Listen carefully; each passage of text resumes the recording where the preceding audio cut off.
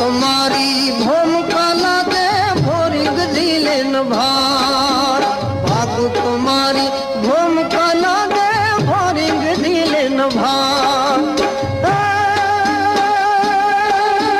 मेरू सरीखा ढोलवा लागे आकाश नो आधार।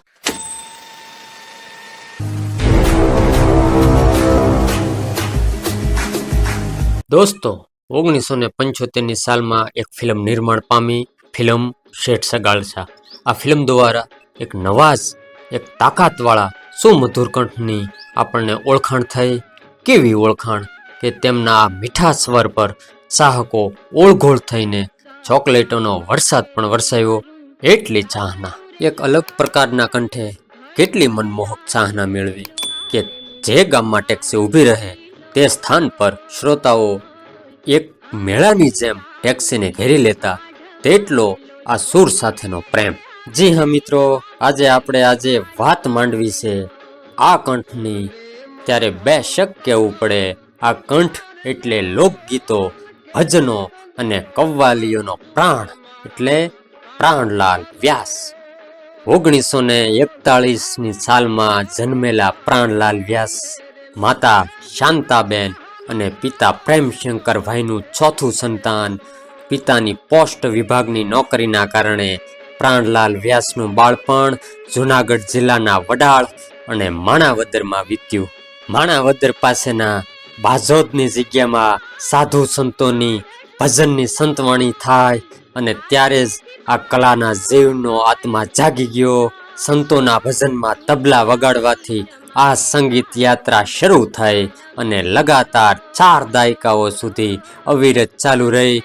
તેમાં લોકગીત, ભજનો, સંતવાણી, કવ્વાલી કે પછી ફિલ્મી ગીતો। ગુજરાતના લોકગાયકોમાં પ્રજાએ બહુ ઓછા લોકોને હાંચવટીને પ્રેમ કર્યો હોય એવા બહુ ઓછા લોકો છે, તેમાં પ્રાણલાલ વ્યાસનું નામ મૂકી શકાય। પણ ખાલી એક સ્વર પેટી ઈશ્વરની આપેલી સ્વર પેટી ઉપર ગુજરાતની આવડી મોટી પ્રજા ઉપર, સૂરની ધરતી ઉપર શાસન કરવું, કેવું શાસન કે કોઈ પણ પ્રચારના યંત્રો સિવાય છતાં પણ પ્રાણલાલ વ્યાસનું શાસન ને પ્રાણલાલ વ્યાસ આટલા લોકપ્રિય।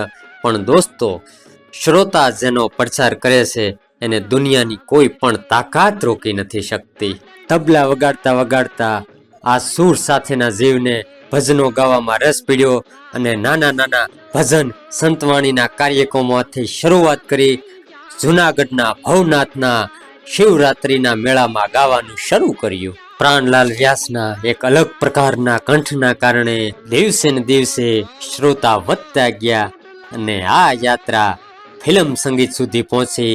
1975માં ગિરીશ મનુકાંતની એક ઐતિહાસિક ફિલ્મ રિલીઝ થઈ। તેમાં સંગીત હતું અવિનાશ વ્યાસનું અને આમ પ્રાણલાલ વ્યાસનું ફિલ્મી પડદા પર આ ગીત રજૂ થયું અને સફર શરૂ થઈ। तुम्हारी भूमिका लागे भोरी गजीले नभार भागु तुम्हारी भूमिका लागे भोरी गजीले नभार। ફિલ્મી સફર શેઠ સગાળશા 1975 થી શરૂ થયેલી છેક હિતેન કુમારની ફિલ્મ ચૂંદડી ઓઢાડો હો રાસ સુધી અવિરત શરૂ રહી। તેમાં 28 ફિલ્મો માટે 32 સુપર ડુપર હિટ ગીતો ગાયા, જેમાં શેઠ સગાળશા, વણઝારી વાવ, સોનબાઈની ચૂંદડી, ભાભી, સોનબા રૂપબા, મણિયારો, રાજા ગોપીચંદ, મહાસતી સાવિત્રી, ગંગા સતી, મેહુલો લુહાર, લંકાની લાડી અને ઘોઘાનો વર, ઢોલી, માડી તારા અઘોર નગારા વાગે, ચૂંદડી ઓઢાડો હોરાજ અને ભગત ગોરા કુંભારને કોણ ભૂલી શકે। પ્રભુ થઈ નથી રે પૂજાવું રે ઘડવૈયા હવે એ ઠાકોરજી નથી થાવું રે ઘડવૈયા મારે પ્રભુ થઈ નથી રે પૂજાવું ઘડવૈયા।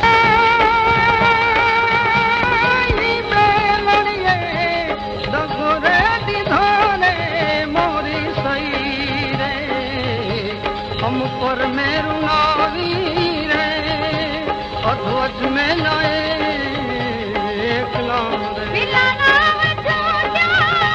અઢળક લોકગીતો, ભજનો, સંતવાણી, કવ્વાલી, ગુજરાતની તમામ ટોપ લેવલની ઓડિયો કેસેટની બ્રાન્ડની દુનિયામાંથી કેસેટો રિલીઝ થઈ ને સાથોસાથ હિન્દુસ્તાનની મોસ્ટ પોપ્યુલર રેકોર્ડ્સ પર પણ પ્રાણલાલ વ્યાસનો આ મધુર સ્વર સંભળાણો અચંબે રહી કે રહી ટી સિરીઝ. ગીતોની સંખ્યા મર્યાદિત, પરંતુ દોસ્તો શ્રોતા વર્ગમાં સંગીત પ્રેમીઓમાં ચાહના અઢળક ખૂબ લોક ચાહના મેળવી.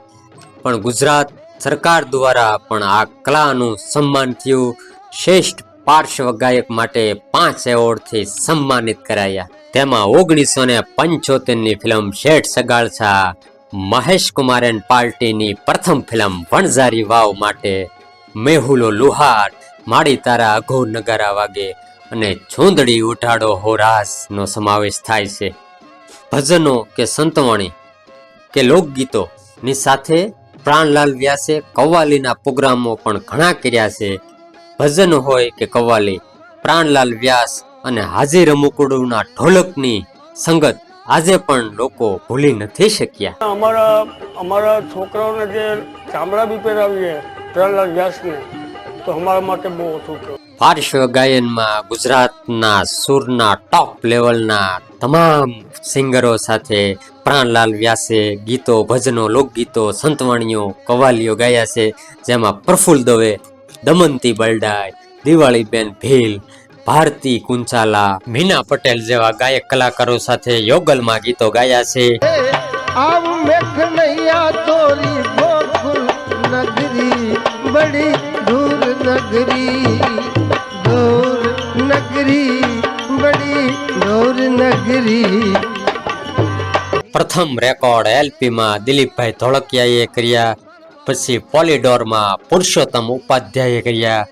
આ આખી સ્વર યાત્રા દરમિયાન સૌ પ્રથમ ગુજરાતી રેકોર્ડ જો કોઈ કલાકારની બની હોય તો તે છે પ્રાણલાલ વ્યાસ.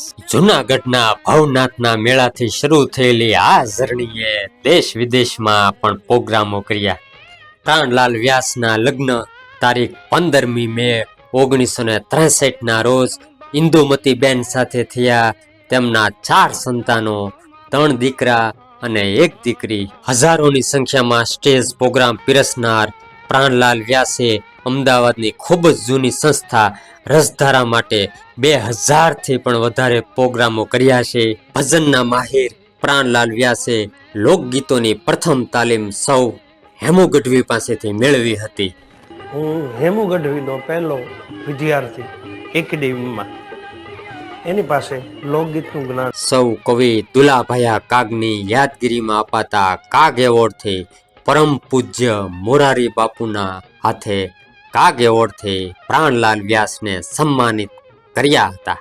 1 ઓગસ્ટ 2011 ગુજરાતી સંગીત પ્રેમીઓ માટે એક કાળો દિવસ, મનહૂસ દિવસ બનીને આવ્યો કે આ સૂરની ધરતી પર વર્ષો સુધી શાસન અઢળક શ્રોતાઓમાં શાહના મેળવનાર આ સ્વર કાયમ માટે શાંત થઈ ગયો. પ્રાણલાલ વ્યાસે આ ફાની દુનિયાને કાયમ માટે અલવિદા કહી દીધી. પણ ભગતનું ઢાકણ ભૂદરા